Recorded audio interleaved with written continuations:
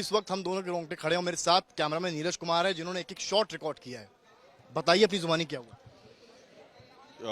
बहुत लंबा करियर हो गया, लेकिन इस तरीके का शूट आउट मैंने अपनी लाइफ में कवर नहीं किया। दंगे बहुत देखे, बहुत कुछ देखा, लेकिन जब पुलिस अंदर आई और हम लोग कैजुअली साथ में आ रहे थे। अमूमन ऐसा होता है कि कोई क्रिमिनल आता है तो हम लोग साथ में उसको कवर करते हुए जाते हैं, और एकदम से हम इंतजार कर रहे थे काफी देर। बिल्कुल हम लोग करीब आधे घंटे से वेट कर रहे थे कि अतीक अहमद आएगा, और हम लोग उसको उसकी बाइट के लिए इंतजार कर रहे थे कि एक शब्द वो बोलेगा। और जैसे शुरू करना, यहीं से शुरू करना। बिल्कुल यहाँ से जैसे ही आप बात करना शुरू करते हैं और हम लोग पीछे पीछे जाते हैं, और जैसे ही बोलना शुरू करता है, जैसे ही अतीक अहमद और असद वो उसका भाई बोलना शुरू करता है, और एकदम से तड़तड़ाहट की आवाज आती है, और ऐसे लगता है कि जैसे पटाखे दगने लगे। मैं अपने आंखों के सामने धुआं देख पाता हूँ एकदम से। आप धुआं देख पाते हैं, मुझे एक हल्का सा बर्न नजर आता है, और मैं 2 कदम पीछे हटके मैं देखता हूं, और एकदम से फायर, और सब तितर बितर हो जाते हैं, इंक्लूडिंग जितने पुलिस वाले थे उनको भी समझ में नहीं आया, और वो एकदम से पीछे हटे।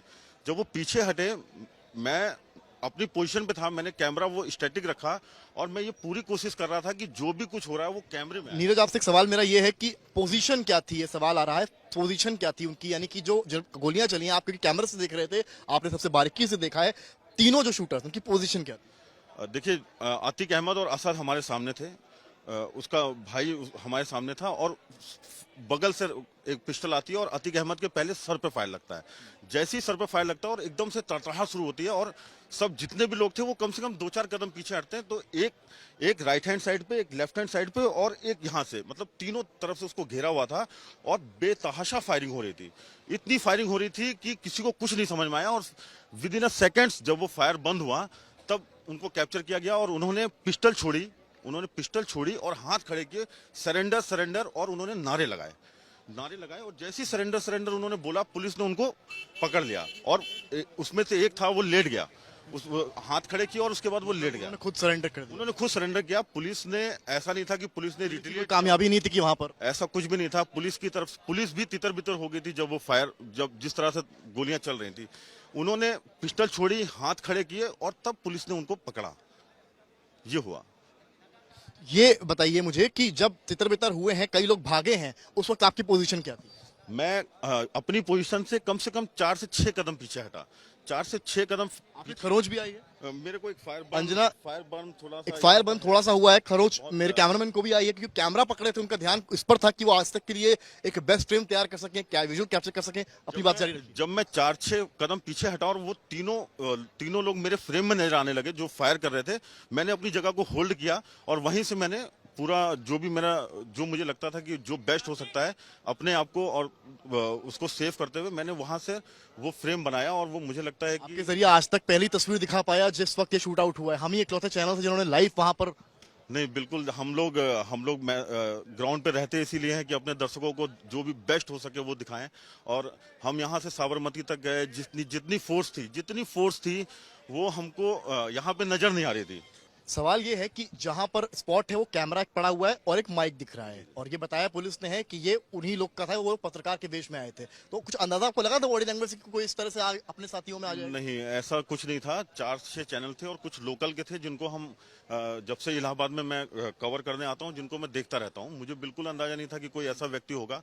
और ये सही बात है कि एक कैमरा और एक आईडी पड़ी है जिसको कोई क्लेम नहीं कर रहा है कि वो मेरा है, तो ये अंदाजा लगाया जा सकता है कि हो सकता है कि वो उसी भेष में आए हों, लेकिन ये पुख्ता तौर पे नहीं कहा जा सकता है कि वो पत्रकार के भेष में। मेरे वहां पर रोंगटे खड़े हो गए थे, क्योंकि जिस वक्त शूट आउट हुआ है, आपकी मनोस्थिति क्या थी दिमागी तौर पर? आप उस वक्त क्या सोच रहे थे? मुझे लगता है कि वो 30-35 सेकंड जो गोली की तड़तड़ाहट थी, वो मुझे समझ में नहीं आ रहा था कि ये हुआ क्या है। लेकिन जब मैं 4-6 कदम हटा और एकदम से मुझे 3-4 लोग फायरिंग करते हुए नजर आए, मुझे लगा कि ये ऐसा हो गया है।